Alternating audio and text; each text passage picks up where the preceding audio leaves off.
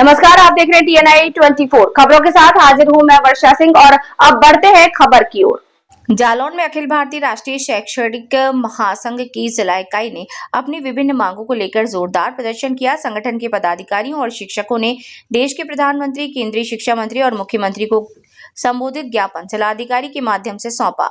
संगठन का कहना है कि यदि उनकी मांगों पर जल्द विचार नहीं किया गया तो आने वाले समय में इससे भी बड़ा आंदोलन किया जाएगा।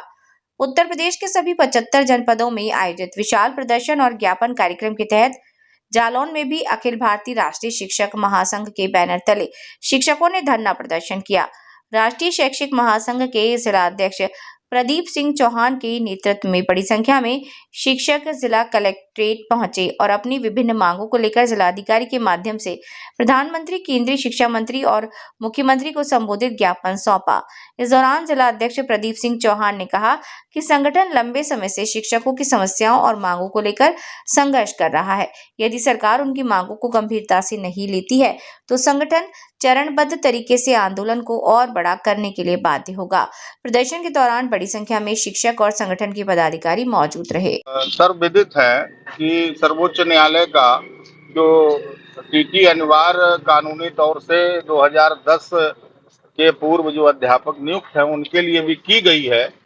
ये माननीय उच्च न्यायालय का जो आदेश है ये कई शिक्षकों की सेवा को प्रभावित करता है। इसलिए राष्ट्रीय शैक्षिक महासंघ उत्तर प्रदेश और केंद्र ने मिलकर के आज 18 जून को पूरे देश में जिलाधिकारी महोदय के माध्यम से प्रधानमंत्री और शिक्षा मंत्री प्रधान जी को और उत्तर प्रदेश सरकार को सब जगह ज्ञापन देने का कार्यक्रम किया है। तो उस ज्ञापन कार्यक्रम में राष्ट्रीय शैक्षिक महासंघ जनपद जालौन काले कानून के खिलाफ आवाज उठाने के लिए और जिम्मेदार लोगों तक, माननीयों तक आवाज पहुंचाने के लिए कलेक्टर प्रांगण में आज एकत्रित हुआ है राष्ट्रीय शैक्षिक महासंघ जनपद जालौन। ये आपका प्रदर्शन है, कब तक चलेगा?